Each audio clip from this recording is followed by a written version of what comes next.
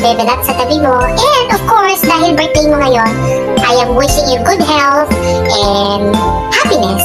Lifetime of happiness. Ayan. Imoa babies are always here for you. That includes me, si Daddy, si Pacquiao, si Brandy, si Black Beauty, si Papa Ken, si Chel, si Kuya Lon. Lahat kami, lagi kaming susuporta sa'yo at magmamahal sa'yo. I wanna thank you personally dahil kinapok mo ko sa Imoa family. Yan, dati palaboy-laboy lang yung pusa.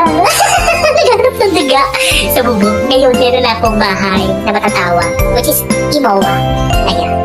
Once and for all, I would like to, of course, take this opportunity na pasalamatan ang lahat ng mga nagmamahal din sa'yo dahil